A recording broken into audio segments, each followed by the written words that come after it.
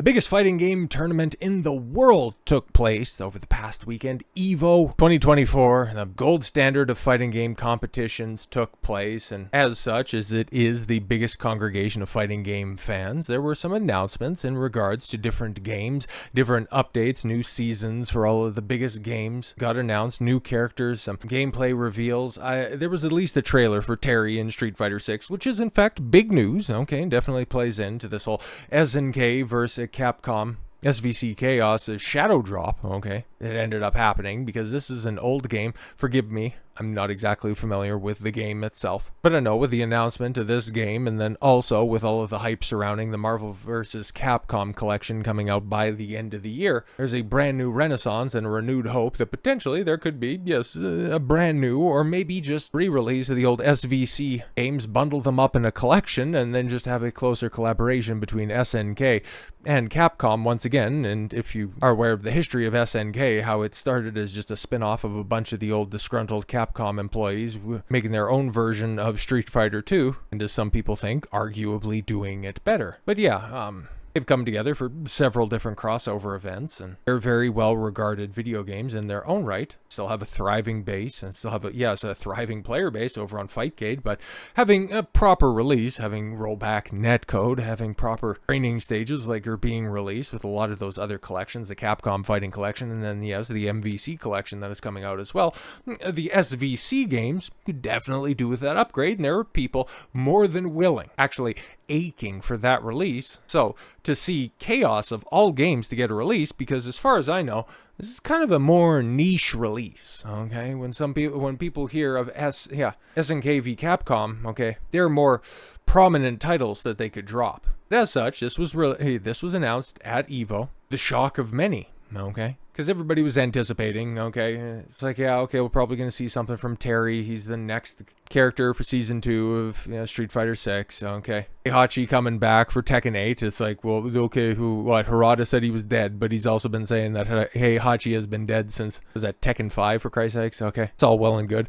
I don't know if there was any Mortal Kombat news, but that used to be my chosen fighting game, but I've been kind of off the MK wagon since 10, and 1 is just floundering to say the least. But yeah, if I was to hop back into fighting games rather, probably check out a Capcom game, because outside of their egregious monetization policies, they've been making some of the best games, okay? They've also done a very good job staying out of the controversy space. And then they do something goofy and unprompted like this.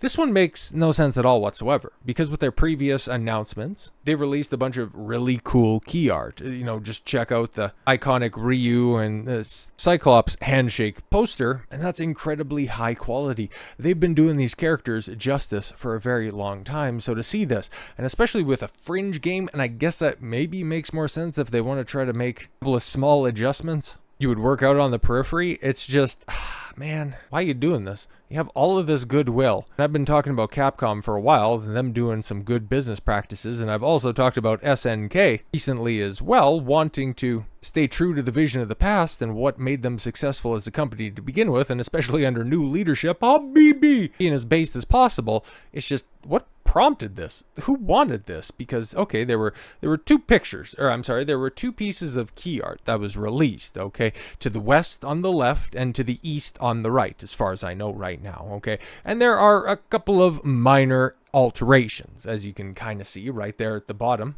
Additional shadowing, covering up a logo and also covering up a certain character. And then right in the middle, okay, where you have Terry and Ryu squaring off, and then you also have Mai and Chun squaring off, but you can also note there might be a little bit more fabric around the chest of Mai. Now, these are minor alterations, okay? And if this was just, I know this kind of seems like a mountain out of a molehill, right? And it's normally only the Coomers that would come out. Oh, you're just trying to erase women, okay?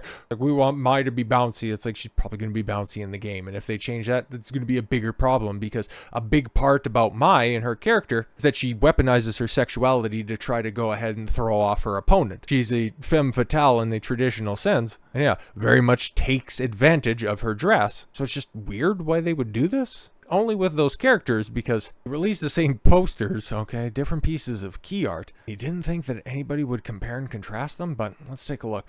Now, poster has been censored, and a trigger warning, has been added to the recent released, SNK versus Capcom SVC CHAOS, which is a remaster of a 2003 arcade game. Ex-user Yogashina, revealed the trigger warning was added to the game, posting it to X. It reads, "This product aims to faithfully recreate the content of the original game at the time of release in 2023 as much as possible. Therefore, the content in this game does not represent the ideals of our company, but is provided as is, respecting the original intent of the game, and is not intended to promote any attack of a particular ideology or group." What the hell are you talking about? On top of the trigger warning, the publisher also censored the poster of the game. The poster covers up cleavage of Fatal Fury and King of Fighters Mai Shiranui. It also crops out Goddess Athena Asamiya, who is wearing a bikini. Censorship occurred at the end of the English language trailer for the game. This is something, if you've been playing games for a long time, like I know I have, and especially Eastern games, there are certain things that ended up getting censored. Like I'm thinking about a bunch of the summons, especially in Final Fantasy VI, that ended up, getting the cover-up treatment. Siren, for sure. Some of the other monsters that were in there as well. Like, that's always been something that we've dealt with because the Japanese don't exactly think all that highly of Westerners. Like, we get borked translations and they just go ahead and cover up and, hell, just change games wholesale because they think Westerners are dumb. Ergo, we got to just go ahead and try to head this stuff off at the pass. But a side-by-side of the two posters can be seen below with, YouTuber Var Dark questioning a trigger warning alongside censoring key art. It's a very similar warning in the Tomb Raider collection where they promised not to censor the content, yet they did. Oh yeah, no, they didn't censor it, and then Aspire just, oopsie daisy, we just got rid of something that we didn't think anybody would notice about the, additional levels from Tomb Raider 3, and then, oh yeah, we just added them back because why did you have to catch that? But one of these affiliated articles, and did a video on that as well, Capcom accused of race-swapping psychopath boss Larry Xiang, from Dead Rising. I said, we don't necessarily know that for sure, and if they did change it, it's like, why the hell would they do that? Like, it makes no sense at all whatsoever, because he didn't want to offend a group. It's not going to take offense to that at all whatsoever. Didn't back in the cut, and very likely aren't now. What are you doing? Code Mystics, the game developer, made it clear on X they did not censor any in-game content. Yeah, and then they'd also end up clarifying this with what Grums has highlighted here. SNK versus Capcom CHAOS developer Code Mystics says the game isn't censored, but they were asked to insert the DEI trigger warning. It's unclear if SNK or Capcom asked them to insert the warning. Yeah, that's what I want to know. Like, who did this? They asked for permission to make them skippable. But yeah, Code Mystics, they just wanted to port the game, bro. They just wanted to add in rolled back netcode. They just wanted to add a functional training stage. They didn't want to have to do any of this nonsense, which is like, why would SNK or Capcom want it? I think it's an SNK joint to begin with, so honestly, we weren't told what it's specifically referring to. Yeah, which is like, I don't know, man, but the good news is when we were asked to add it, we got permission to make the disclaimer and logo skippable once background loading is complete, so you can get to the main menu faster because of it. All right, base. Good on Code Mystics, man. I don't want to throw them under the bus. They were just doing what they were told to do, and they tried to get away with what they wanted to get away with. And yeah, them saying, our community manager, busy responded to forum posts this weekend. Hey, man, shout out to them for at least getting the message out there that, all 2003 content is intact. We have no idea what this is referring to. We were just asked to do this stuff. We're doing our jobs. We were just following orders. I'm not going to hold them accountable for this stuff. They're being transparent about this stuff. I like that. Code Mystics also shared a communication with Cabrutus Rambo, who I've got a bone to pick with here very shortly. Oh boy, in the next couple of videos, you're going to be seeing something because made a decision that's kind of at least brought into question the legitimacy of his list, but I'll save that for the video that I'm going to do. The founder of Sweet Baby Inc. detected Steam curator list that it was not involved in censoring the poster and had nothing to do with the trigger warning. The company informed Cabrutus, we have no involvement nor insight into marketing. Did he add the game to the list? The company reiterated this on X, and they also are revealing that they did receive, permission to make the trigger warning skippable. Code Mystics wrote what we read before as well.